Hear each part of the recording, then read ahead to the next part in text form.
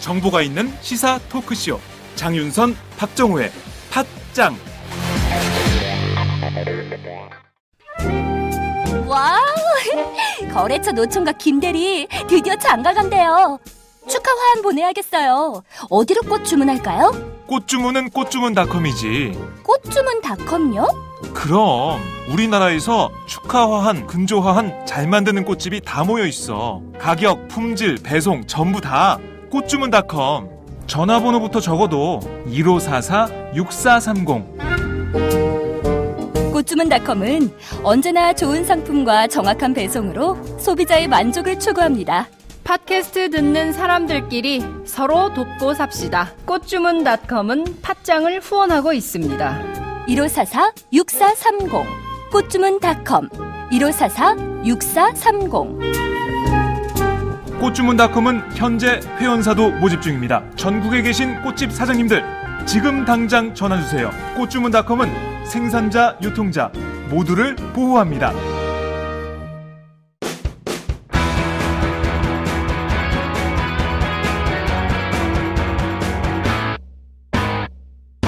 색깔 있는 인터뷰. 색깔 있는 인터뷰 시작하겠습니다. 팟짱이 원래 실은 19대 때 기획했던 기획 인터뷰가 있었습니다. 결국 끝내 못하고 20대로 넘어가게 됐는데요. 바로 일산 19대, 아직 19대예요? 19대로 며칠 남았어요? 15일? 20일? 17일? 바로 일산 아지매 특집입니다. 두 분 너무 당직 맡으시고 막 일정 바쁘시고 갑자기 뭐 대표 비서실장을 하시질 않나 대변인을 맡질 않으시나 하셔가지고 말미에 이렇게 두 분을 모시고 함께 저희가 얘기를 하게 됐습니다. 1962년생 동기 두 분 클로즈업 해주세요. 동갑내기 친구 또 정치적 동지인 두 여성 국회의원인데요. 20대 총선에 또 이렇게 승리해서 일산을 그냥 다 휘어잡게 됐어요. 고양정의 김현미, 고양병의 유은혜 의원님 모시고 오늘 자세한 말씀 듣도록 하겠습니다. 어서 오세요. 안녕하세요. 네. 반갑습니다. 저희가 지금 이 방송을 하고 있는 이곳은 바로 유은혜 의원님의 지역구예요. 네. 예, 여기가 어디입니까? 동네 이름이. 일산 동구 장항동인데요. 네, 장항동. 네, 예. 라페스타로 유명한 이 거리죠. 거리군요. 네, 네. 제가 보니까 이 앞에 고향 등기소, 고향 세무서가 네. 보이는데요. 여러분들 찾기 쉬울 것 같아요. 고향 등기소 대각선 2층에 풍무양고기 오시면 저희 이곳이 팟짱 서포터즈 1호점입니다. 그래서 자주 이용해 주시고요. 몇 호점까지 있어요? 이게 저희요? 네. 팟짱 서포터즈 1호점 이후에 풍무 아니 서포터즈. 서포터즈? 그건 묻지 마세요. 비밀이에요? 비밀이에요. 계속 늘어날 거예요. 바로 찌르셔. 역시 대변인 출신이라 달라요. 긴장 탄다. 제가 요새 언론 검색을 쭉 해봤더니요. 두 분이 시스터 후드 자매 이런 걸로도 이제 많이 이렇게 잡히더라고요. 이번 선거 때도 굉장히 손잡고 뭐 선거 운동 열심히 하셨다고 들었는데 어디서 그런 우정이 나오는 건지 언제 처음 만나셨어요, 두 분은? 기억이 안 나죠. 언제 만났는지. 제가 기억하기에는 열린우리당 창당할 때 네. 열린우리당 그때 부대변인 왔지. 그때 누군가가 저한테 유은혜 의원이 이제 부대변인으로 가면 좋을 것 같다 이렇게 추천해서 봤는데 예. 딱 보니까 부대변인 하면 너무 잘하실 것 같더라고. 우리 당의 영광입니다. 그러고 딱. 네. 그게 몇 년도예요? 그게 2003년 3년 말 4년 2004년 총선 앞두고 네. 열린우리당 당시였는데 제가 이제 당직을 그때 처음 맡아서 했던 때고 네. 제 기억에는 그 전에 김현미 의원을 언제 봤냐면 네. 조순 서울시장 조순 서울시장 선거할 때 서울시장 네. 후보 선거 캠프에서 그때 네. 뭐 맡았었잖아요. 저기 그때 정책 맡았지. 뭐 맡았었는데 제가 그때 이제 그 외곽에서 이제 여성 그 비례대표 시의원들 네, 네. 후보들을 도와주는 일을 살짝 했었어요 그때. 네. 근데 이제 그리고 다니다가 어떻게 당에 갔다가 만났는데 그때는 누군지 잘 몰랐는데 네. 나중에 기억해 보니까 이제 그분이 사람이 김현미였어요. 근데 갑자기 궁금한 게 생겨. 그때 이미지가 어땠어요? 근데 김현미 의원은 당직 생활을 굉장히 오래. 이제 어려서부터 아주 그러니까 87년 8년 이때부터 당직 생활하고 그때도 이미 그러면 한 10년 가까이의 당직 생활을 했던 때잖아요. 네, 네. 그래서 굉장히 저는 사실 당 생활을 안 해보고 그때도 이제 누구 아는 분을 돕기 위해서 갔다가 이제 이렇게 이렇게 그냥 묶여가지고 이렇게 했는데 되게 좀 약간 어색했거든요 그때. 근데 굉장히 뭐랄까 좀 노련하달까 뭔가 이렇게 막 그런 느낌이었어요. 그래서 굉장히 그 높으신 분이구나. 이렇게 그러면 그렇게 처음에 알고 지내시다가 그러니까 어떻게 해서 일산에 이렇게 동네 정치인으로 이렇게 만나서 일산 아지매로 묶이게 된 거예요? 2012년 총선인가요? 2010년에 왔지. 2010년 지방선거 때. 2010년 지방선거 때. 저는 2005년부터 일산에서 네. 사무실 내고 활동을 하고 있었고 2008년 선거에서 제가 떨어졌죠. 네. 뭐 원외로 있고 예, 또 뭐 되게 좀 뭐 어려운 그때 그런 소송도 상황. 당하시고. 뭐 그때 그때 예, 어려울 그때 저는 때. 이제 어려울 때여서 정치활동 규제로 묶여 있는 네. 때였는데 그때 윤 의원님이 여기 이제 지역위원장 공모에 여기 살아요. 여기 산지는 네. 또 오래 살았어요. 일산에. 이 동네. 예. 일산 동구에 오래 오래 살았고. 살았고 저는 서구에 오래 살았고 근데 윤 의원님이 여기로 오신다 그러더라고요. 네. 그래서 제가 여기가 만만치 않은 동네니까 좀 쉬운 덕양구로 갔으면 어떻겠느냐. 근데 윤 의원님이 굳이 자기는 여기를 해야 된다고. 내가 살고 있는 동네니까. 우리 이유가 아주 간단해. 사니까 하는 거야. 그 동네에서. 우리 어르신들 모시고 이사 가기 너무 힘들어서 안 된다. 아니 그럼 시어머님 모시고 사셨어요? 시어머님 모시고. 시어머님? 예, 예. 네, 이제- 지금도? 네, 지금도. 모시고가 아니라 네. 얹혀서. 네, 얹혀서. 네, 얹혀서. 아 그렇구나. 아니 그럼 김현미 의원님도 어머니 모시고 사세요? 저도 시어머님 모시고 살았었죠. 어머니 돌아가셨어요. 작년 연말에. 네, 시어머님. 그렇구나. 아니 근데 이 바쁜 정치 생활을 하면서 시부모님 모시고 살 아니야. 그거 모신다고 하면 안 돼. 모신다고 하면 안 돼요. 그냥 같이 이거야? 사시는 거 진짜. 그냥? 모든 것을 다 어머니가 저를 케어해 주시지 제가 어머니를 뭘 해드리는 건 아무것도 없어요, 진짜. 그래요. 그냥 집에만 같이 사는 거 아니야? 네, 가서 그냥 잠만 자고 나오니까. 아니 그러니까요. 그러니까 그 정치인이 굉장히 바쁘잖아요. 그리고 특히 이제 이게 제가 그 정치부 기자를 오래 해보니까 기자도 굉장히 남성적인 직업이거든요. 근데 정치가 특히나 남성적인 직업인데 그 남성적인 직업 세계에서 여성이 지금 재선 3선 의원이 되신 거거든요. 그러니까 보통 일이 아닌데 동네 지역구 관리를 어떻게 하는지 되게 궁금해하는 분들이 많더라고요. 도대체 여성 의원들은 어떻게 살까? 우리처럼 밥은 해먹고 사나? 우리도 뭐 저기 네. 밥을 못 해 먹고요. 며칠 전에 연휴였을 때 네네네. 제가 그 청소를 한번 했어요. 청소? 집안 청소? 한 1년 만에 대청소, 청소를 봄맞이 했어요. 대청소. 특히 1년 만. 이제 옷 정리를 하는데 네. 그 사이에 계절이 너무 많이 바뀌었잖아요. 그 정리하는데 끝나니까 11시 반 되더라고요. 밤? 밤 11시 반. 하루 종일. 근데 지금 못한 게 옷만 정리를 했잖아요. 네. 근데 이제 그 부엌도 한번 해야 되고 네. 책도 한번 정리를 해줘야 되고 네. 또 날 잡아서 하루씩 해야 되는 거지. 날 잡아서 근데 하루씩. 이게 선거운동을 저희들이 이제 법정 선거운동 기간은 그렇지만 이제 그 전부터 이제 선거를 준비하기 위해서 1년 전부터 굉장히 많이 하니까 그거가 아니어도 사실 뭐 지금도 그렇지만 거의 하루도 쉬는 날이 없죠, 우리는. 월요일 날부터 뭐 일요일 날까지 한 번도 쉬는 날이 없죠.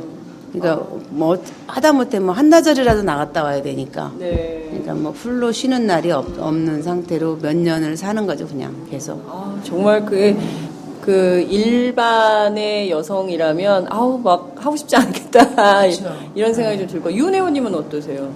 옷 정리하셨어요? 저 못했어요. 옷 정리도 심지어 못했고요.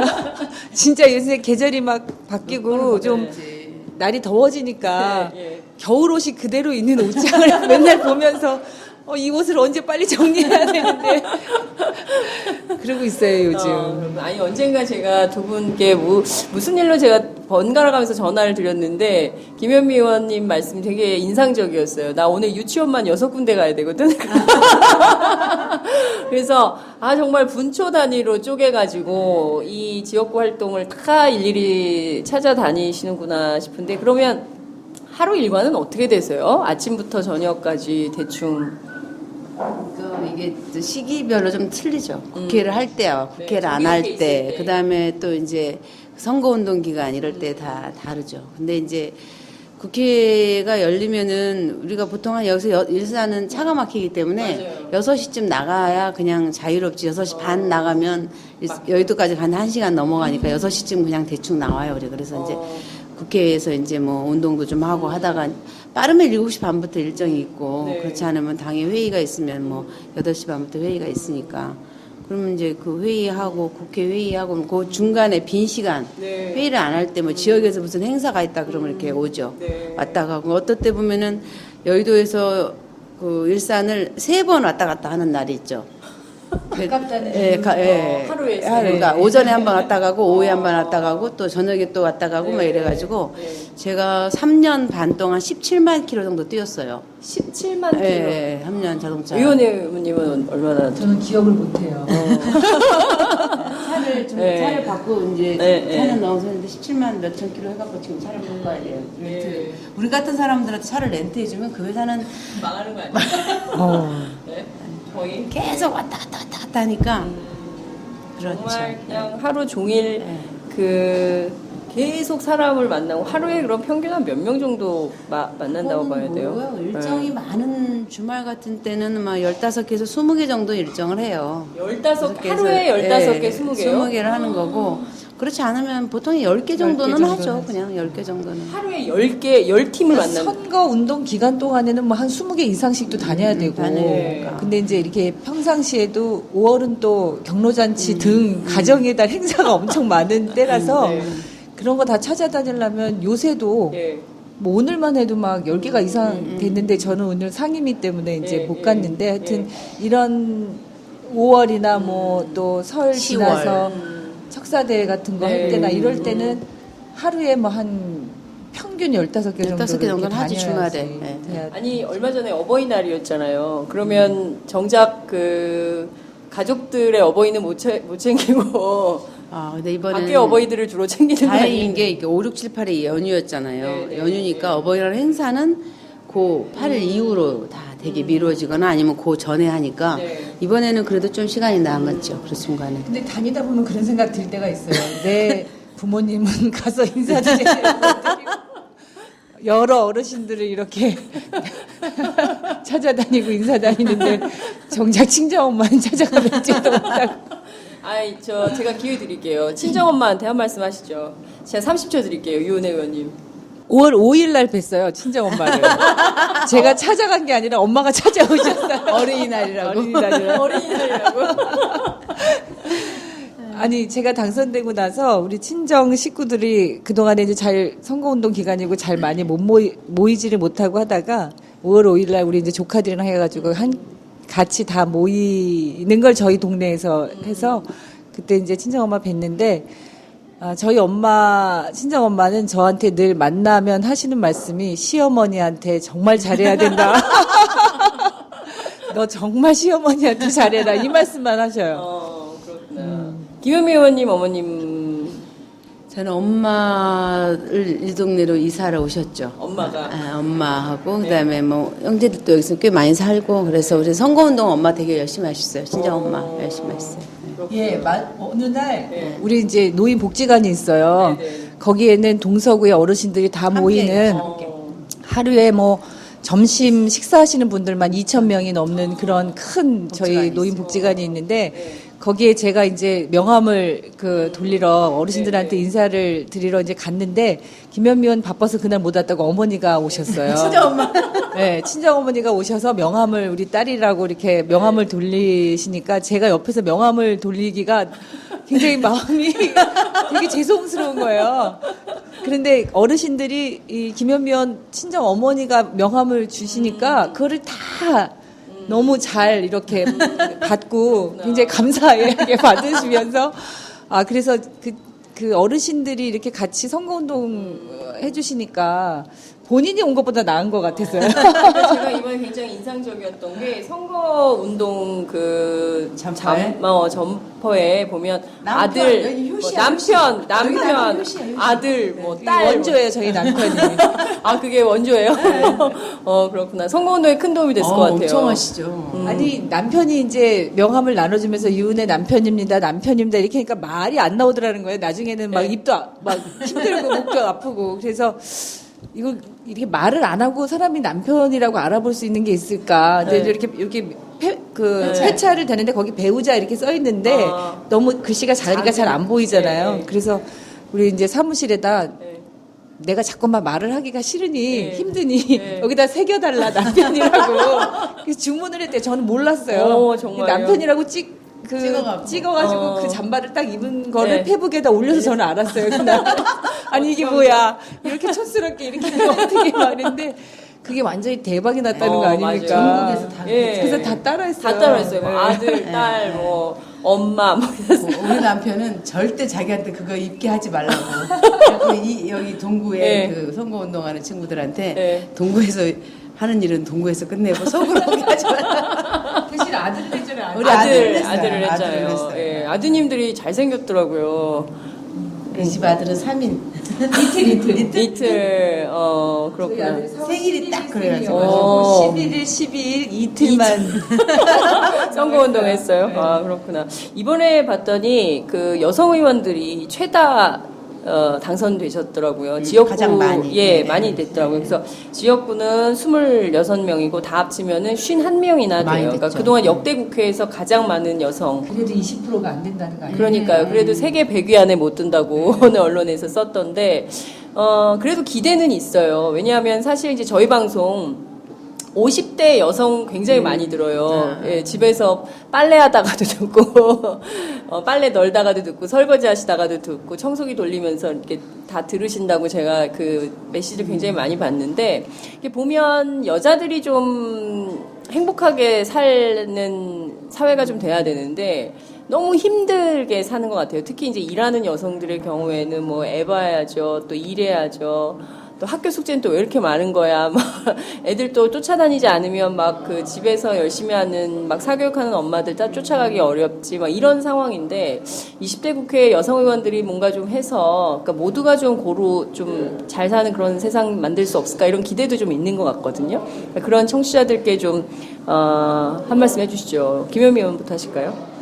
근데 결국 뭐 다 우리 사회에 연관된 문제이긴 한데 여성이라고 그래서 특별히 다를 건 없다 이렇게 보이는데 결국 일자리 문제 같아요. 일자리 문제고 지금 우리 사회가 이렇게 어려운 것 중에 하나가 비정규직이 너무 많은 그러니까 거의 다 비정규직이죠. 정규직에 취직했다 그러면 진짜 잔치 열릴 정도로 그렇게 됐는데 특히나 여성들은 비정규직이 많죠. 그러니까 지금 동네 다녀보면 뭐 비정규직이 너무 만연되어 있어가지고 온 가족이 다 돈을 버는데 옛날에 남편 한 사람이 버는 것만큼 못 버는 거예요. 그러니까 이 가족 관계가 다 이렇게 막 다 찢어져서 이렇게 굉장히 힘들죠. 어떤 분은 남편하고 부인하고를 한 달 내내 못 만나고 카톡만 하고 사는 집도 있어요. 그러니까 그분 굉장히 가슴이 아프더라고. 남편이 이제 은퇴를 하고 이런 학교에 경비를 서요. 그러니까 밤에 와서 이제 그걸 하는 거야. 끝나고 나면. 주말에도 없고 계속 일을 하고. 부인은 낮에 이제 마트 같은 데서 일을 하는 거예요. 못 만나, 서로. 또 아들도 이제 아르바이트하고 그렇게 지내. 또 남편은 택시하고 부인은 이런 사람들은 못 만나요, 서로가. 잘 때 들어가고 잘 때 나오거나 막 이런 식인데. 굉장히 일자리가 안 좋으니까 제일 우선이 되는 거는 뭐가 뭐니 해더라도 사람들이 먹고 사는 게 안정이 되어야 그 다음에 거기에서 뭐 문화생활도 할 것이고 뭐 아이들 교육도 챙기고 그러는데 지금은 제일 그게 심각하고 대부분의 여성들의 일자리가 지금 비정규직인 거고 근데 정부에서는 지금 대통령 공약이 시간제 일자리를 많이 늘리겠다 이래가지고 언뜻 보기에는 가정주부로 잘 사는 주부들이 그렇게라도 일하면은 뭔가 용돈이나 학원비는 벌 수 있겠다 이렇게 보이는데 이 기업들이 잘 보이려고 멀쩡한 8시간씩 일해야 되는 일자리들을 4시간, 6시간짜리 일자리를 쪼개가지고 채용을 하는 거죠. 그러면 숫자는 늘어나는데 고용 조건은 더 나빠지고 막 이렇게 하는 일들을 하고 있어요. 그래서 이제 그런 일들을 좀 바로 잡는 거. 그러니까 우리가 여성 국회의원이 많아지는 거가 그게 여성 적을 때보다는 좋은 거겠지만 실질적으로 여성들의 삶을 바꾸는 걸로 나가야 이게 진짜 의미가 있는 거고, 그거는 결국은 일자리를 여성들이 남성들과 동일하게 일하고 뭐 임금과 승진 뭐 이런 것들, 또 일자리가 안정돼야 뭐 육아도 하고 뭐 출산도 하고 이렇게 해서 저출산 고령화 문제가 해결이 되지. 이게 안 되면 사실 나라의 미래가 없는 거죠. 이훈 의원님은 어떻게 보세요? 그냥 이어서 이야기하면, 그래서 비정규직의 그 고용 안정성을 확보하는 게 지금 이제 법, 제도, 정책적으로 우리가 네. 우선적으로 해야 될 20대 국회 과제가 아닌가 싶고요. 그리고 이제 특히 여성들이 아이들 키우는 문제가 굉장히 힘들잖아요. 네. 박근혜 대통령께서 공약하신 누리과정, 그러니까 아이를 낳기만 하면 국가가 다 키워주겠다고 예, 했는데 네. 실제로는 뻥이야. 아무것도 지금 책임져 주지를 못하고 있어서 네. 우리나라가 정말 전 세계적으로 그 저출산율 네. 1위인 나라이어서 어떻게 하면 그 아이를 낳고 잘 키울 수 있을까가 또 이제 모든 여성들의 고민이잖아요. 네네. 똑같이 그 취업해서 일을 해도 가사 노동의 분담은 사실은 뭐 맞아요. 거의 뭐 80% 이상이 다 여성이 또 전담해야 되는, 여전히 우리 사회가 그렇다 보니까 육아의 문제, 가사 노동의 문제, 이런 것들을 저는 이제 이런 생각을 한번 해봤어요. 우리가 경력 단절 여성이라는 네. 말을 쓰는데 네. 이 경력 단절이라고 하는 단어는 그 출산과 육아의 노동이 개인, 그러니까 사적인 노동으로 규정되는 거잖아요. 근데 저는 그 여성이 임신, 출산, 육아의 이 과정도 어쨌든 네. 우리 사회의 한 부분, 사회적 노동의 의미로 그럼요. 평가받아야 되는 게 아닌가. 네. 그러면 그 경력 단절이 아니라 이 경력을 인정해줘야 되는 게 네. 아닌가. 그래서 경력 단절이라는 말부터 우리가 좀 바꿔야 되지 않을까. 좋은 생각. 그러면 그 임신, 출산, 육아의 이 노동의 기간과 네. 이 과정을 이후에 일로서 연결될 수 있도록 제도적으로 뒷받침해줘야 네. 되는 거 아닌가. 그래서 이 경력이 단절됐기 때문에 뭔가 새로운 것을 나 이거는 다 인정받지 못하고 무시당하고 네. 저 정말 어떤 비정규직의 뭐 네. 진짜 초단 시간 네. 그 근무를 감내하면서 해야 되는 게 아니라 네. 그리고 실제로 이 엄마로서 아이를 키우면서 뭐 다 경험 있지만 네. 굉장히 많이 성장하잖아요. 네. 성숙해지고 사회적 노동의 그런 가치라든가 그럼요. 관계라든가 이런 네. 것들에 대해서 굉장히 깊이 배울 수 있기 때문에 그 부분들을 이후에 그 일과 직업과 또 그러니까 경력으로 인정해줘야 된다, 이런 생각을 이제 좀 하고 있어서 이것들을 조금 공론화하면서 뭔가 20대 국회에서는 여성의 이 임신, 육아, 출산과 관련한 뭔가 새로운 재평가가 있어야 되지 않을까. 아니 정말 중요한 문제인 것 같아요. 이게 보면 없어요. 그러니까 언론계도 그래요. 그러니까 정말 열심히 해서 버텨서 가는 사람은 40대, 50대까지 소수가 그냥 가는 거고요. 대개의 경우는 30대 때 대부분 다 정리하거나 아니면 다른 부서로 가거나 뭐 공부하러 어디 가거나 막 애 때문에 뭘 할 수가 없으니까 대체로 그렇거든요. 근데 그 용어부터 바꾸고 임신, 출산, 육아 전 과정을 사회적 노동으로 인정하는. 인정해주는. 예. 동의하시나요? 박수 치고 싶어요. 아우, 너무 고생해서 우리 애 키우면서 우리 애가 반란을 일으키겠다. 왜요? 엄마가 키웠어, 내가 컸지 이러던데. 그러니까요. 지금 각 당 원내대표들이 원구성 협의하느라고 정신이 없고 바쁜데 뭐 여가위 여성가족위원회 윤리위원회를 뭐 운영위에 산하로 뭐 한다 이런 얘기도 있더라고요. 뭐 그런 것도 필요합니까? 그렇게 하면 좀 잘 돼요? 어떻게 보세요? 그런 운영이 산하는 아닐 거고 네. 다른 상임하고 합할 수는 있겠죠. 통합할 수는 통합. 있겠죠. 얘기는 있었던 것 같아요. 근데 네. 운영회하고 이제 윤리특위를 이렇게 합하는 하나의 상임으로 거. 합하면 어떠냐 이런 의견이 있었다고 하고, 오늘 5시에 3당 네, 대표 원내대표 뭐 이렇게 만난다고 했는데 어떻게 되는지 네. 모르겠는데요. 아직 그 얘기는 안 나온 것 같아요. 어쨌든 뭐 그것도 좀 지켜보도록 하고요. 두 분이 어찌됐든 참 이 지역의 대표 여성 정치인으로 이렇게 쑥쑥 커나가고 있다 이렇게 평가가 가능할 것 같은데, 이번에 봤더니 공동 공약도 하셨더라고요. 10대 공약. 일산에 그렇게 할 게 많습니까? 제가 보기에는 굉장히 발전되어 있는 도시로 보이는데 실제로 할 일이 그렇게 많은지 궁금하기도 하고요. 어떤 공약들을 함께 만드셨어요? 가지고 왔어요.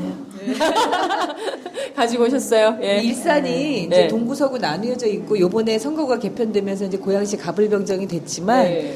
일산의 생활은 하나라고 볼 수 있죠. 사는 곳이 다르더라도 네. 학교를 보내거나 또 뭐 그 생활을 하는 그 공간은 다 넘나들거든요. 그래서 이제 일산은 하나의 생활권이라고 보고 네. 그렇기 때문에 저희가 이 함께 하지 않으면 안 되는 일들이 많이 있어요. 함께 하면 훨씬 더 힘이 실리는 일들이.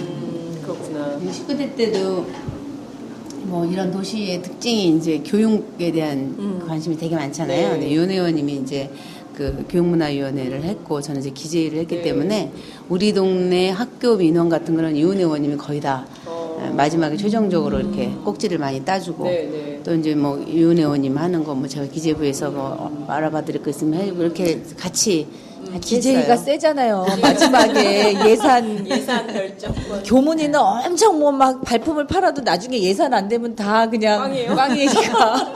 그래서 진짜 기재위 간사할 때 네. 엄청 힘 있는 네. 간사였어요.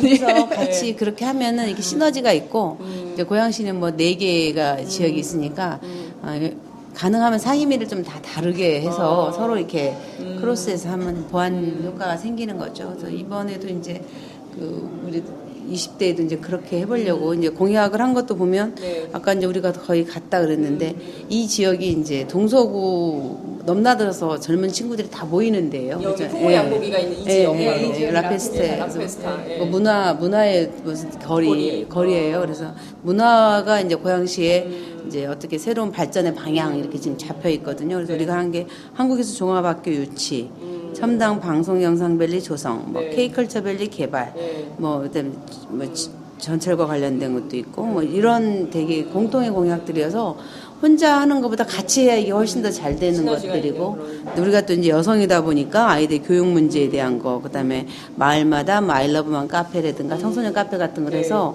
아이들을 건강하게 키울 수 있는 그런 공간들을 좀 꼼꼼하게 좀 만들어 보자 이런 것들도 이제 작지만 애 키우면서 살아가는 데 의미 있는 이런 일들이죠. 그래서 우리는 2인 삼각경기를 사실상 하고 있다고. 그 굉장히 표현이 좋습니다. 저기 한국 예종이 여기 오는 거에 대해서는 막 사람들이 좋아할 텐데 그 결정은 될 수 있는 겁니까? 교문위에서 역할을 해야 되는 거 아니에요?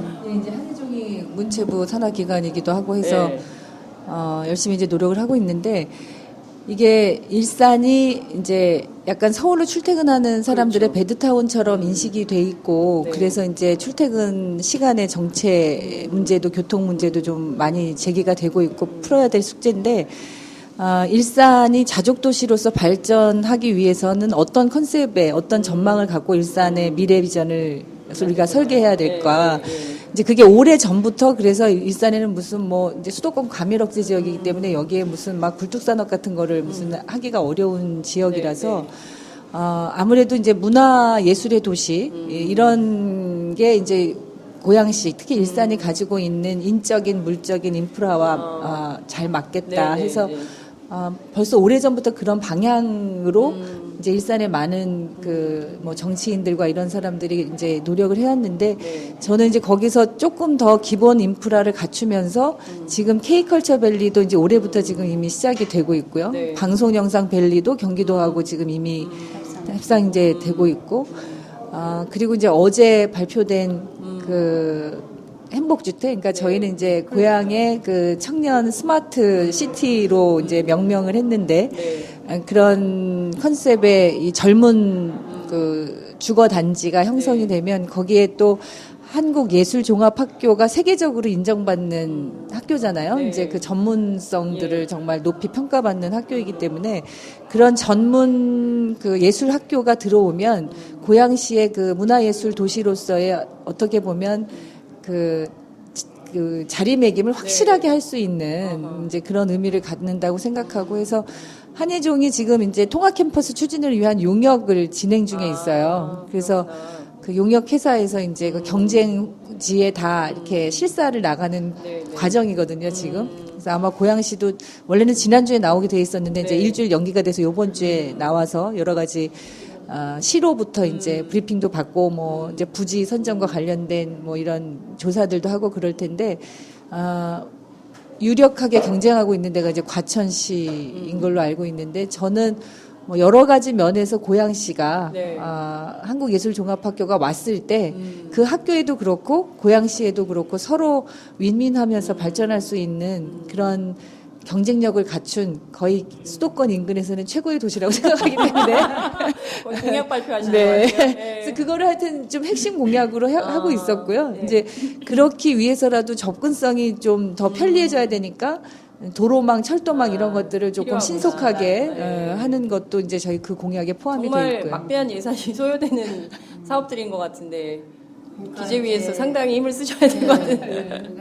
그 한국예술종합학교가 올 수 있도록 지금 어제 이제 우리가 이 행복주택 타운이 이제 스마트 시티적으로 예, 발표를 예, 했어요. 예. 근데 거기 안에 이제 한예종이 온다고만 하면은 조성원가를 줄 수 있다. 이렇게까지 지금 다 부지도 35,000평 네. 이렇게 해놓고 그 옆에 이제 청년 행복주택을 5,500세대를 짓는데 그 중에 1,000세대 정도는 대학생들에게도 줄 수 있다. 이렇게까지 지금 파격적으로 우리가 제시를 하고 있거든요. 근데 한예종은 지금 서울과의 이제 근접성 이거 계속 이제 그 저울질을 하고 있는데 장기적으로 보면 과천보다 고향으로 오는 게 여기가 인프라가 훨씬 좋거든요. 과천하고 싸우고 많고. 계시구나. 네. 네. 그리고 이제 이 기재부 입장에서는 국고로 이걸 해야 되니까 이제 부지라든가 이런 거에 대해서 가장 그 많이 제공해주는 낮은 가격으로 제공해주는 도시를 선택하는 게 기재부 입장에 좋겠죠. 지금 정부 재정도 안 좋으니까 그러니까 기재부가 재정도 안 좋은데. 그런 생각으로 접근을 해야지 돈이 덜 들어가는 방향으로 지금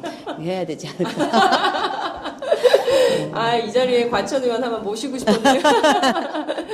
그 얘기만 좀 따로 한번 해봐야 되겠다는 생각도 좀 듭니다.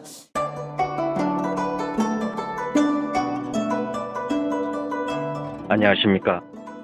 저는 정도전을 15년 전에 최초로 소설로 썼던 작가 임종일입니다.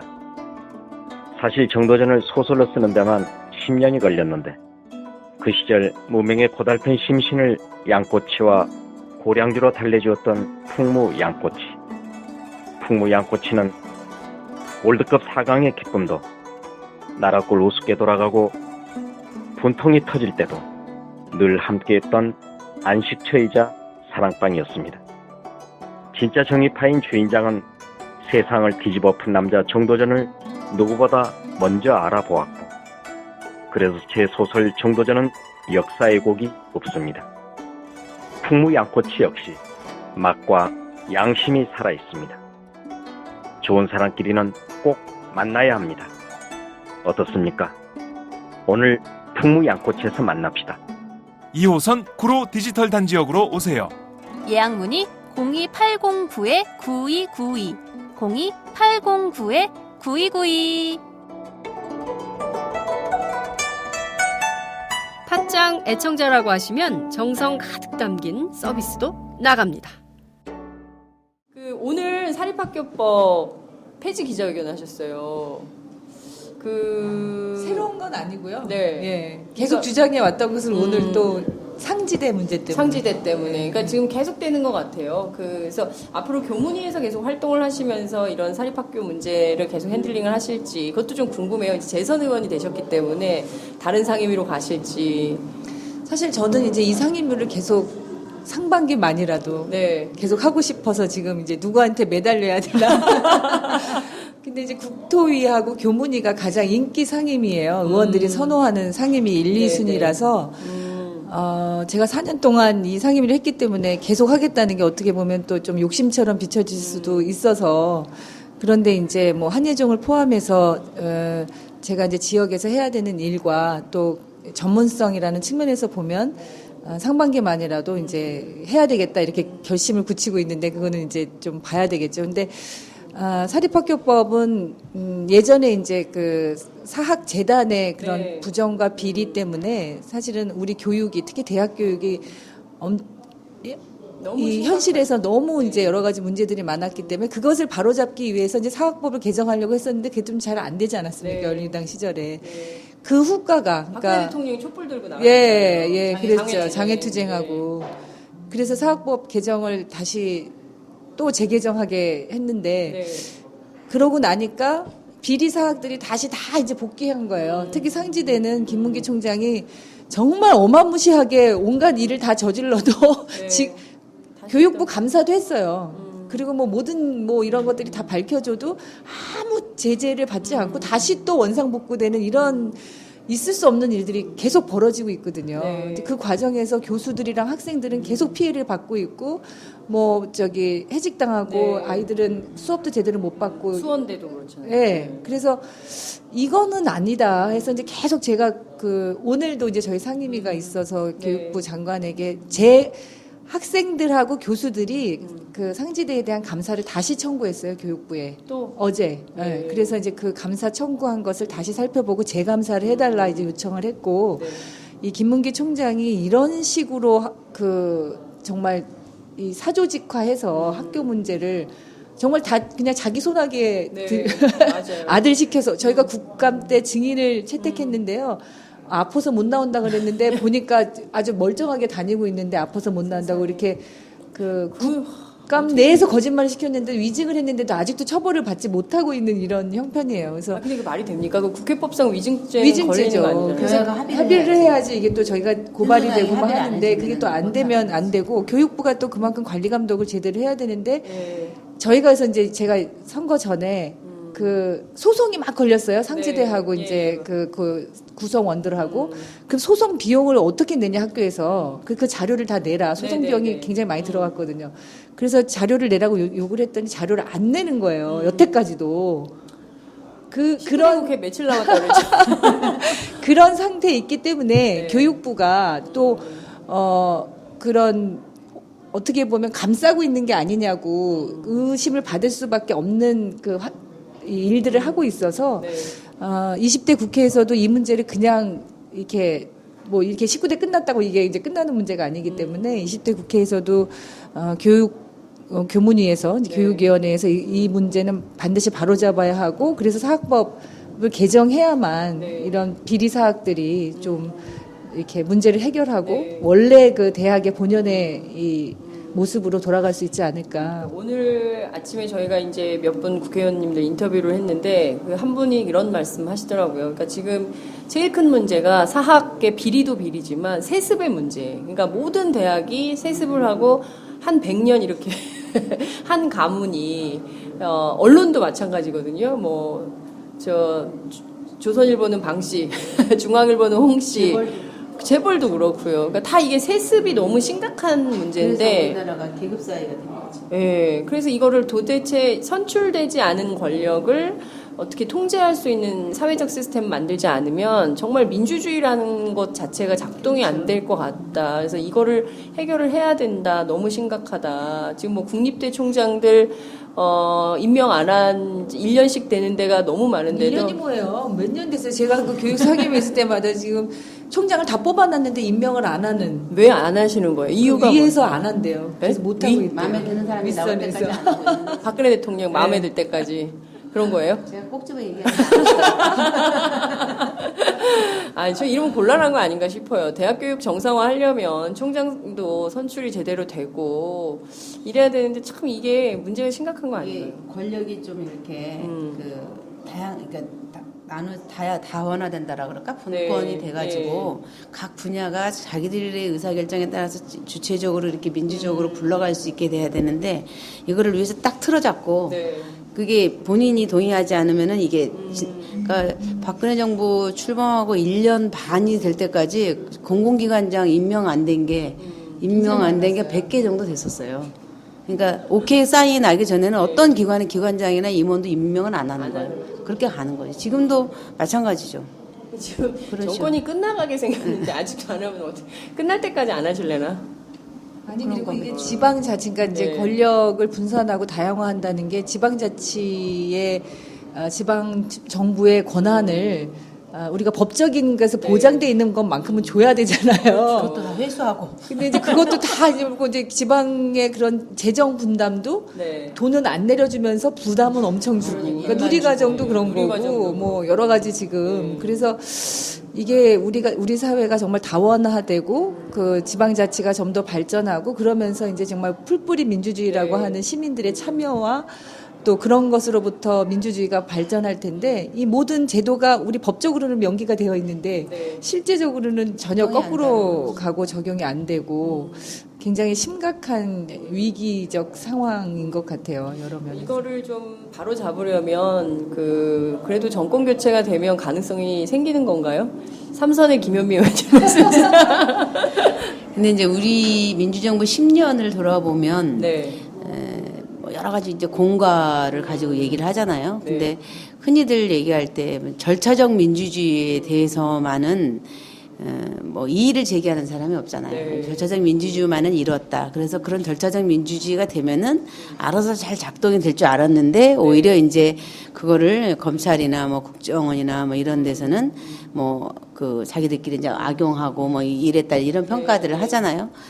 근데 우리가 다시 정권을 잡게 된다면은 지금 얘기하는 것과 같은 이런 절차적 민주주의를 훼손하는 이런 수준은 최소한은 아닐 거다 이런 생각이 되고 지금 우리가 이제 바라보는 세상은 이제 그 다음 절차적 민주주의를 뛰어넘는 실질적인 민주주의 민주주의라는 게 국민 사회적 권한, 사회권이라고 하는 게 있잖아요. 이제 그런 것까지가 가는 이제 민주주의가 되어야 실질적으로 국민들의 삶에 변화가 오는 그런 게 되겠죠. 그래서 지금 상지대 사태라든가 이런 것도 사실은 교육부 안에서 이걸 심사할 수 있는 기능이 다 있을 거예요. 그래서 이사장들이 죄를 지은 사람들이 다시 원대 복귀할 때 그런 절차들을 다 정해놨는데 이게 안 지켜지는 거죠.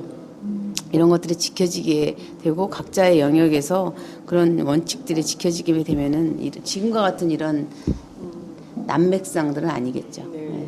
지금 굉장히 상지대 굉장히 오래된 이슈인데 아직까지도 해결이 안 되는 거고요. 그런 게 너무 많은 것 같아요.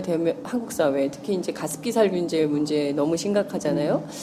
최소한 19대 국회에 며칠 안 남았지만 그래도 세월호 특별법 세월호 특조위 기간 연장하는 거라든가 가습기 살균제라든가 뭐 이런 문제들에 대해서는 최소한 여기서 매듭을 지어주고 넘어가는 게 맞지 않냐. 청문회도 열고 이런 주장들이 있는데 윤 의원님 어떻게 보세요?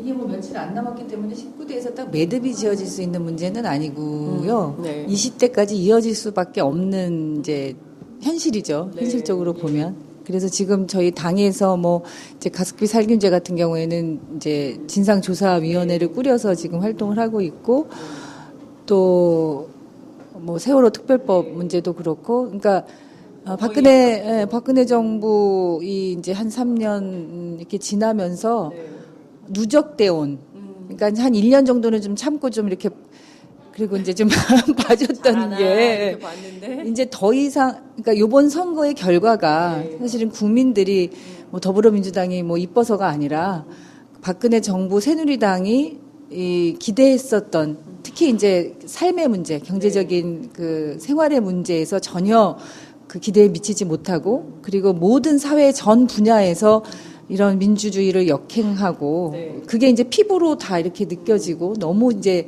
좀 해도 너무한다 이런 분위기들이 선거의 투표로 이렇게 표심으로 나타난 게 아닌가 싶고 그것을 저희 야당이 다수 의석을 받게 된 결과로 나타났기 때문에 저희는 그만큼 큰 정말 책임감을 가질 수밖에 없는 선거 결과고 그래서 어떨 때 보면 굉장히 좀 무서워요. 좀 두려워요. 이 선거 결과가 우리가 잘 감당해낼 수 있을까? 감당해야 하는데 이제 이런 걱정들도 있고 그래서 지금 말씀했던 여러 가지 현안들 뿐만 아니라 국민들의 삶의 기본 생존권의 문제를 최소한 그거는 보장할 수 있도록 하는 게 우리가 이제 경제민주화 계속 얘기하지만 그 부분까지를 포함해서 이제 이어서 20대의 국회 과제가 되지 않을까 싶고요. 그래서 굉장히 큰 그런 책무라고 할까요? 그런 마음을 다 누구나라도 갖게 되는 것 같아요. 영국의 사람들은 크든 작든 집에 정원이 있다는 거예요. 근데 정원이 없지는 않대요. 그러니까 크든 작든 정원이 있고 정원이 없지는 않다. 사이즈의 차이는 있지만 한국은 무슨 정원이야 이 주제에 뭐 이런다는 거죠. 양극화 굉장히 심각하다 이 얘기를 이제 어느 유학생이 해주는 걸 좀 들었는데 그래서 특히 이제 국민들 먹고 사는 문제 최소한 먹고 살 수 있는 기반은 마련이 좀 돼야 된다 이런 그 고민 정치 안에서 그게 해결이 돼야 된다 이런 얘기가 있는데 제가 언론을 쭉 검색을 해봤더니 김현미 의원님이 거물급 정무위원장으로 거론이 좀 되고 있더라고요. 그래서 이번에 기재위원장 아니면 정무위원장 둘 중에 하나를 하게 되는 거 아니냐라는 전망이 있던데. 제가 17대 때는 4년을 그 정무위를 했고 네. 19대 때는 이제 기재위를 했어요. 근데 네. 이번에 이제 상임위원장이 이제 여성도 이제 30% 하니까 2명이 이제 우리 당에서 해야 돼요. 근데 이제 3선 중에서 상임위원장을 안 한 사람이 저밖에 없어요. 그리고 이제 재선 중에서 가장 연장자, 인재근 의원님 가장 연장자이신가? 네, 그러면 이제 저하고 두 분이 하시게 될 건데, 제가 이제 상임위를, 경제 관련 상임위를 했으니까, 이제 원구성 협상을 하면서, 지금 새누리당이 가지고 있는 상임위 10개 중에서 한 뭐 2-3개가 이제 야당으로 와야 되죠. 그러면 이제 그 중에서, 뭐 순서가 되면 할 수 있을 것 같은데 저는 우리 동네 민원이 많아갖고 뭐 산자위나 국토위나 이런 거 하고 싶은데 그러면 안 된다고 또. 정말 그 어떤 경제 민주화를 할 거냐. 그러니까 왜냐하면 소득 불평등이 너무 심하고요. 그러니까 이를테면 지금 재벌 대기업 다니는 사람이 100만 원 받으면 중소 혹은 영세기업 다니는 사람들은 50만 원, 60만 원 그 이하를 받는 생활, 특히 비정규직은 더 하는 거고 뭐 이렇기 때문에 이 격차를 최소한 줄여줘서 뭔가 좀 이렇게 토대는 크든 작든 정원은 있어야 되잖아요. 아니 영국에 비유하자면 우리나라에서는 상상조차 할 수 없는 일이지만 근데 그런 틀을 좀 정무위나 기재위나 이런 데서 좀 제도로 만들어야 되는 거 아닌가. 특히 이제 그 어디로부터 재정을 만들 거냐, 복지 수요를 만들 거냐, 정부 재정 관련해서 말이죠. 그런 노력이 좀 필요할 것 같아요. 일단 맨날 뭐 몇 년째 저희들이 하고 있는 얘기지만 이제 법인세 이제 부자 감세를 했기 때문에 네. 법인세를 정상화시켜서 부자 감세를 원상 회복시키는 거에서도 출발을 해야 된다. 이걸 우리가 지금 거의 8년째 얘기하고 있는 거죠. 그러니까요. 네, 근데 일단 거기가 아니면 사실 대한민국에 돈 나올 데가 없는 거죠. 없는 거니까 이제 그거 재정 문제는 거기서부터 출발을 해야 되고 그 다음에 이제 그 경제민주화라고 얘기를 하는데 여러 분야가 있겠지만 저는 이제 저 개인적인 생각이에요. 이제 꼭 한번 하고 싶다 하는 게 뭐냐면 우리나라는 지금 그 유통이 생산을 장악하고 있는 사회예요. 그러니까 쉽게 생각할 수 있는 게 백화점은 한 4개, 5개, 대형마트도 4개, 5개가 모든 중소기업이나 뭐 대기업도 마찬가지지만 물품을 거기서 사주지 않으면은 아예 그냥 생존이 안 되는 거죠. 근데 이 시스템을 바꿔줘야 된다는 거죠. 그러니까 특히 백화점 같은 경우에는 저 얼마 전에 이제 행사장에 갔다 이제 백화점에 납품하는 사장님이 얘기를 하길래 뭐 정말 다시 한번 생각을 했는데 백화점은 다른 나라는 백화점이 직접 물건을 사서 자기들이 팔고 남으면 재고 처리까지 하는 거예요. 네, 근데 우리나라는 백화점이 임대업을 하는 거죠, 사실상. 임대업을 해주고 그 세를 받고 매출액의 30% 정도를 가져가는 거예요. 그러니까 마진이 그렇게 뭐라 그럴까 수익의 30이 아니고 매출액의 30%씩 가져가는 거예요. 매출. 예. 어마어마하네요. 예. 그러니까 그분 얘기가 우리나라에서 생각해 보세요. 여자들 옷집이나 남성복이나 무슨 신발이나 이런 것 중에 대한민국에 몇십 년간 전통적 브랜드가 있는지 다 사라지고 없어요. 맞아요. 다 망했어요. 우리는 계속 옷을 사 입어요.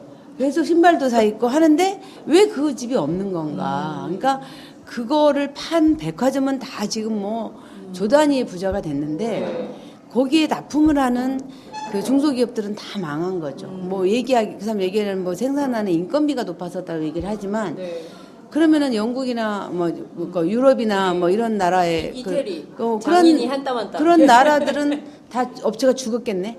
그러니까요. 그건 아니죠. 그러니까 그러네요. 다른 나라는 백화점 애들이 다 그걸 뭐 특정 매입이라고 하는데 네. 저는 이 시스템을 바꿔줘야 된다. 그래서 그것도 제대로 바꿀 수 예, 있습니까? 그 쉽지 않아요. 제가 이거 한다고 이제 오늘 얘기 시작을 하면 이제 네, 해야 내일부터 되는데. 이제 이제 시작하겠죠. 네, 어. 네. 그러니까 우리가 백화점에서 옷을 살 때 뭐 70% 세일합니다. 네. 그러면 그 부담을 네. 업체가 고스란히 다 안는 그런 구조죠, 다. 이런. 그래도 백화점에 못 들어가서 서로 그 네. 들어가기 위한 근데 경쟁이 백화점에 못 또 들어간 막- 업체는 그나마 다 망하니까 이게 이제 재벌 대기업들이 이제 중소기업들을 다 장악하고 있는 이런 그래서 우리나라 기업들 살 수가 없는 거죠. 그리고 또 그렇잖아요. 이거 백화점 입점 브랜드래. 아 그래? 이런 또 소비 심리가 있기 때문에 그런 것도 좀 이렇게 그 바꿔야 되겠네요. 문화도 바꾸고 제도도 바꾸고. 네, 제도를 바꿔서 그리고 백화점에 들어오려면 로드샵은 못하게 한다든가 막 이런 굉장히 여러 가지 자기들 규제라고 그래야 되나 자기들끼리 만든 규칙이 있어요. 그래가지고 그 완전히 거기에 그 복종하지 않으면 중소기업들이 살 수가 없는 거죠 지금 다.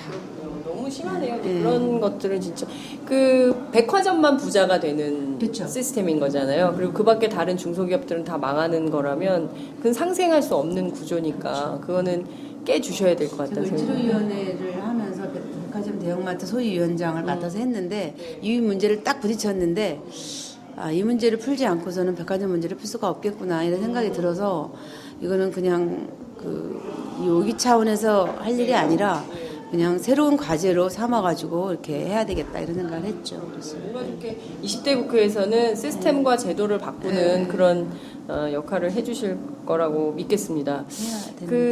예. 잘하실 거예요. 예. 파짱 듣고 계시는 많은 애청자분들이 김현미 의원님 잘하시라고 박수치고 응원할 거예요. 백화점만이 아니라 우리 유통 구조 자체가 근본적으로 바뀌어야 돼요. 네. 그러니까 건물 임대업 하는 사람들은 가만히 앉아서 돈 벌어서 맞아요. 임대업 타고 네. 거기서 진짜 가족들이 다 매달려서 하루 종일 일을 하고 장사를 하고 해도 네. 사실 한 달에 뭐 얼마 인건비 받기도 가잖아요, 인건비 인건비. 갖고 가기도 힘든 거예요. 네. 임대료는 계속 늘고 네. 그런 구조가 정말 네. 얼마나 억울하고 네.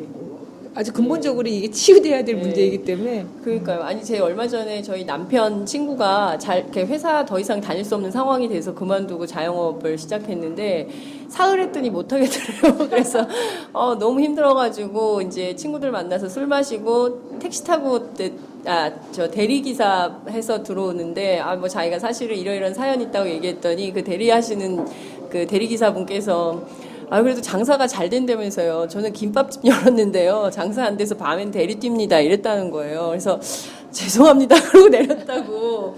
이제 그런 거거든요. 그러니까 다들 이렇게 대학 교육 받고 회사 다니다가 더 이상 견딜 수 없어서 명예퇴직해서 그 돈 가지고 자영업 시작했는데 임대료 높죠. 카드 수수료 내야 되죠.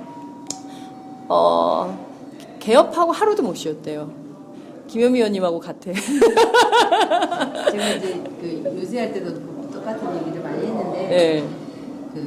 그래서 지금 정부가 이제 노동법을 오늘도 뭐 부총리가 와가지고 해고 갔다는데 해고가 쉬운 도록 노동법을 바꿔달라 이렇게 얘기하잖아요.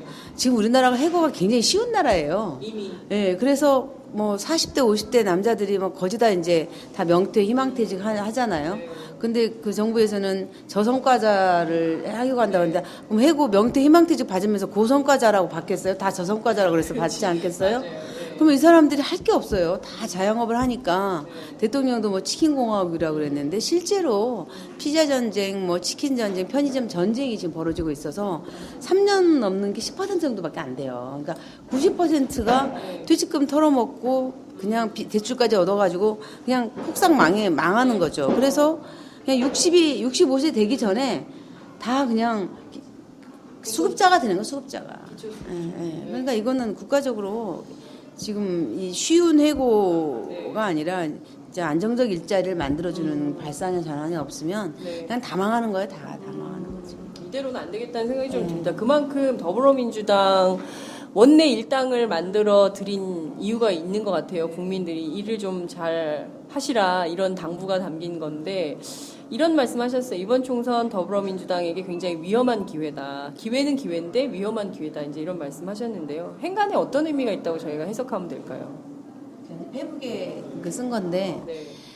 사실 우리가 뭐 이렇게 될 줄 알았어요. 우리도 굉장히 놀랬고 이제 백성 미만이었잖아요. 네, 저도 그날 새벽 2시에 뭐 기자가 어머 지금 더불어민주당이 일당이에요 막 이러길래 믿기지가 않았어요. 날 새면 바뀔 거야. 저도 그랬거든요. 근데 저희가 선거 분석을 해보니까 네. 저희 지지자들은 이게 야권이 분열될까 봐서 굉장히 표를 몰아줬고요. 네. 새누리당 표가 많이 빠져서 그 3번으로 많이 갔더라고요. 네. 투표구별로 이렇게 분석을 해보니까.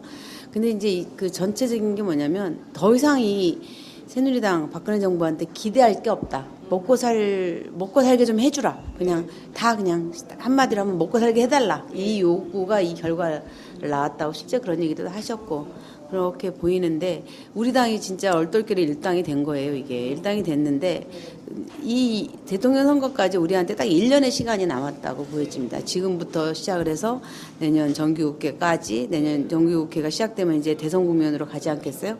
그러면 정기국회 초반까지가 딱 1년인데 이 기간 동안에 우리 당이 이제 뭐 민생 문제에 대해서 결론을 내지는 못하지만 어느 정도의 방향을 잡아낸다든지 그다음에 국회를 운영하는 과정에서 일당으로서의 뭔가 이렇게 믿음직하고 책임 있게 하는 걸 보여준다면 국민들이 이제 정권을 맡겨도 되겠다 이런 생각을 하겠지만 또 1년 동안 전처럼 그냥 뭘로 하는 것도 없이 그냥 안에서 싸움만 하고 있으면 내가 다시는 뭐 이렇게 다시는 우리한테 기회를 주지 않을 것 같아요.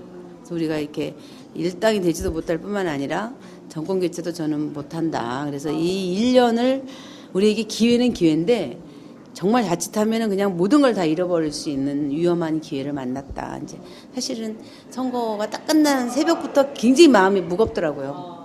이거 어떻게 해야 되냐, 뭐 이런 생각이 약간 굉장히 탈날 위에 서 있는 것 같아요. 그런 느낌이죠. 예. 우리가 정말 이건 기회긴 기회인데 이거 정말 잘못하면 영원히 돌아올 진짜 회복하지 뭐 못하는. 그러겠구나. 그래서 진짜 선거 끝난 다음부터는 저희는 굉장히 마음이 그렇게 좀 무거웠어요. 하여튼 열심히 하시면 되잖아요. 그러니까 열심히 하는 거하고 잘하는 거, 그러니까 열심히 잘해야 되는데 잘한다는 것이 뭐 개인의 의지만 가지고 되는 건 또 아니니까 우리 당이 그 동안에 비판받았고 지적받았던 여러 가지 이제 그런 문제들이 있어서 그것을 정말 지혜롭게 잘 이렇게 단결해서 뭔가 정말 성과도 내고, 그러니까 저는 어떤 손에 잡히는 성과보다는 국민들이 희망을 좀 느끼게 해줘야 되는 게 아닌가. 뭔가 좀 할 수 있겠구나. 이렇게 하면 좀 바뀌고 내 삶도 좀 좋아지겠구나라고. 지금은 너무 이제 절망에 빠져서 희망이 없는 게 문제잖아요. 우리 청년들에게도 떠나고 싶다고 하는데. 헬조선이라. 예, 그러니까 우리나라에 대한민국에 사는 것이 좀 뿌듯하고 자부심도 있고 뭔가 이 나라에 살면 내 삶이 희망이 있겠구나 하는 그 희망의 문을 열어주는 게 우리가 정말 꼭 해야 되는 일인데 그걸 잘할 수 있을까에 대한 끊임없는 이제 자기 검열 같은 게 생기는 거죠. 잘 해야 되겠다는 그런 각오가 이제 더 생기는 거긴 한데 이건 함께 같이 잘해야 되는 거기 때문에. 두려워하지 마세요. 두 의원님 옆에 많은 국민들이 손 잡아드리고 있잖아요. 뒤에서 밀어드리잖아요. 끌어들이고 밀어드리고 이런 분들이 많으니까요. 그래서 근데 정말 지금 보면 4당 체제가 됐기 때문에, 그러니까 그동안은 양당 체제, 박근혜 대통령은 이번에 이렇게 된 결과는 3당 체제 만든 거는 양당이 너무 못해가지고 3당을 만든 거다. 결국 국회 탓이다. 이렇게 아주 특이한 분석을 하셔가지고 화제가 되기도 했는데 어쨌든 이 4당 체제에서 뭔가 좀 이렇게 국민들이 흡족할 만한 정책을 하려면 야3당의 공조가 필수 불가결 아니냐 이런 분석도 있습니다. 삼선의 김현미 의원님 되겠어요? 어떻게 보세요? 국민의당이 이제 정체성을 분명히 하는 것이 좀 필요하지 않나 이런 생각이 듭니다. 그러니까 얼마 전까지 새누리당 뭐 연정을 얘기하면 새누리당은 아니다 이렇게 얘기는 했지만 또 연정을 얘기하기도 하고 뭐 이러다가 이제 또 요즘에 조금 다시 말을 좀 걷어들이는 그런 느낌도 있는데 뭐 자기네는 야당이다 이렇게 얘기도 하더라고요 최근에. 그런데 뭐 생각이 조금씩 다르니까 당이 다르겠죠. 뭐 서로가 생각이 아주 완벽하게 같지는 않겠지만 어떤 야당이라고 하는 정체성을 국민의당이 가지고 있다고 한다면은 서로가 그러니까 공감할 수 있는 것들이 있을 거라고 봐요. 아까 말한 뭐 가습기 문제라든가 뭐 어버이 연합 문제라든가 뭐 사립학교 비리라든가 뭐 이런 문제들에 대해서 이제 동일하게 연대를 하고 이렇게 해서 해야 되는데 이제 이 과정에서 이제 국민의당이 분명하게 노선을 해야죠. 나는 여당이다. 나는 야당이다. 뭐 이런 게 분명하게 드러나면은 저는 뭐 이게 뭐 대선까지 그림이 이제 구도가 그렇게 형성이 되겠고 만약에 국민의당이 우리는 여당도 아니고 야당도 아니다 이렇게 스탠스를 잡는다면은 야당끼리 공조를 해서 뭘 풀어나가는 게 좀 쉽지는 않을 거다. 그리고 대선도 구조가 뭐 여야 구도가 아닌 또 새로운 어떤 구도가 형성이 돼서 싸움이 쉽지 않은 전선이 만들어질 것 같다 생각을 하죠. 여당도 야당도 아니면 무슨 당인? 네? 5당? 네? 무슨 당? 안 들려요. 분명하게 해주세요. 안 할래. 이럴 때는 좀 자제하는 것이. 네. 아, 역시. 저 금방 튀어나온다. 이제 뭐라고 하면. 근데 모든 게 다 야당이라고 해서 같을 수는 없잖아요. 이제 다 좀 스펙트럼도 넓고 그러니까 중요한 아주 주요한 사안들에 대해서 한두 개만 공동의 과제를 풀 수 있어도 저는 굉장히 진전되는 거라고 생각하고요. 또 분열하고 하는 과정에서 또 이렇게 감정도 있고 막 이렇잖아요. 근데 이제 그런 거를 다 뛰어넘어서 정말 국민의 삶과 관련된 중요한 한두 가지의 핵심적인 문제들을 함께 풀어낼 수 있다면 저는 이제 그게 또 새로운 희망을 만들어내는 씨앗이 될 거라고 보고 이제 그렇게 하기 위해서 우리가 또 제1당인 만큼 일단 좀 이렇게 잘 이렇게 해야 되겠죠. 네.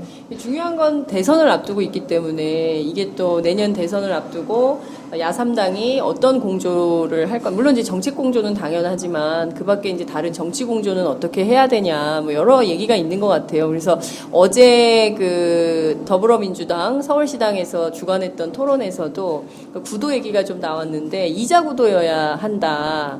이런 얘기가 나왔어요. 근데 양자 구도가 가능하냐? 지금 당이 4개인데. 이제 그런 상식적인 문제 제기 의문도 드는데, 어떻게 전망을 좀 하십니까? 지금 뭐라고 말하기는 좀 그렇고요. 네. 아마 이제 어제도 이제 저도 현장에 있었는데, 이제 그 새누리당을 지지하시는 분들이 이번 선거에서 이제 국민의당이나 뭐 이렇게 다른 선택을 하셨던 분들이 요즘에 후회가 많다. 뭐 이렇게 거기서 이제 얘기를 하시더라고요. 뭐 언론에도 나왔다고 그런 얘기도 하던데.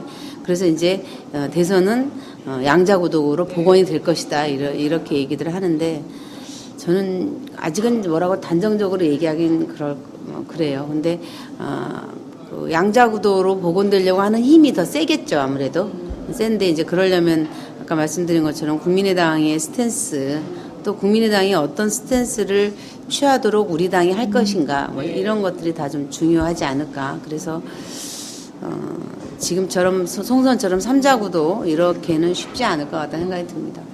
네. 중요한 거는 그 어느 당이 어느 당을 이렇게 막 그 끌어당기거나 뭐 끌려다니거나 이래서는 안 되기 때문에 그 점도 굉장히 중요한 정치 이슈가 될 것 같습니다. 시간이 다 돼가지고요. 이제 마무리를 좀 해야 될 때가 됐습니다. 벌써 1시간이 지났어요. 금방 끝났죠. 저희 시작할 때 오후에 햇살이 되게 뜨거웠는데 지금 이제 석양이 지고 이제 그 해가 내려간 것 같습니다. 시장하실 것 같아요. 네. 양고기집인데 양고기는 안 줘. 물만 줘. 물만 줘. 다음에 한번 시간 여유 있게 한번 같이 하시면 좋을 것 같고요. 어쨌든 이런 식당 토크 어떠세요? 괜찮으세요?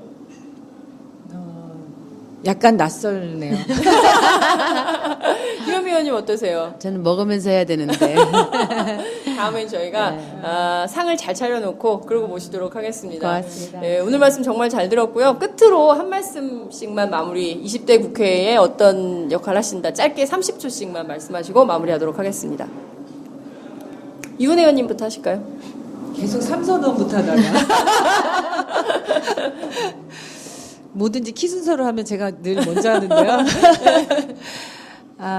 이제 쭉 말씀드렸지만 20대 국회가 정말 그 너무 이제 이렇게 저희에게 이렇게 큰 그건 한편으로는 부담이기도 하고 책임감이기도 하고 하는데 이제 그렇게 다가와서 그러나 이제 마음을 좀 다잡고 20대 국회에서 가장 이 핵심적으로 해야 되는 일은 아무래도 내년에 정권 교체를 하는 일이다 생각해요.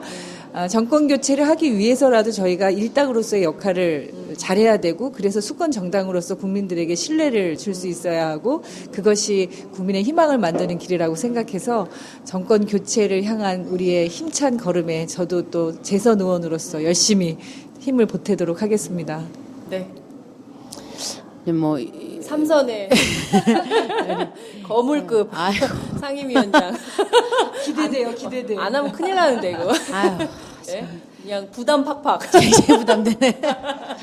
윤 의원님께서 이제 아까 얘기하신 제가 이제 위험한 기회를 만났다 그랬을 때 이제 칼날의 선거 같다 뭐 그런 얘기를 했는데 진짜 정신 바짝 차리고 잘하겠습니다. 뭐 오늘 제가 드릴 수 있는 말씀은 그게 처음이자 끝이 아닌가 싶습니다. 정신 바짝 차리고 내년에 반드시 정권 교체할 수 있도록 잘하겠습니다. 많이 도와주십시오. 네, 두 분 계신 것만으로도 많은 유권자들이 좀 이렇게 든든한 마음이 들 것 같습니다.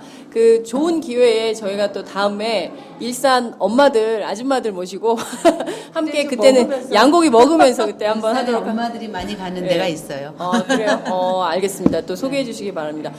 오늘 말씀 정말 잘 들었습니다. 고맙습니다. 네, 고맙습니다. 수고하셨습니다. 감사합니다. 감사합니다.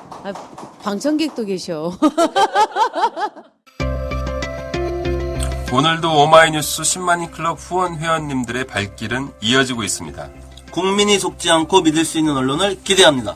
시민을 위한 언론, 오마이뉴스가 진보 종편으로 꼭 성공하기를 빕니다.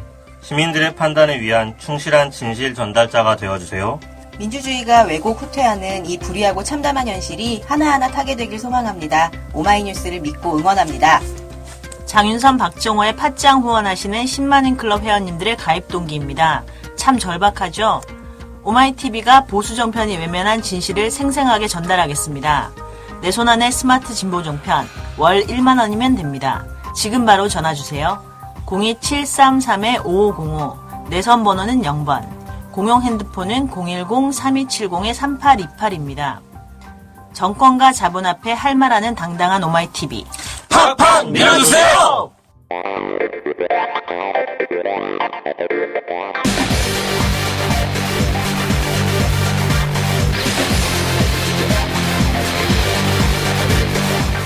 정보가 있는 시사 토크쇼 장윤선, 박정호의 팟짱.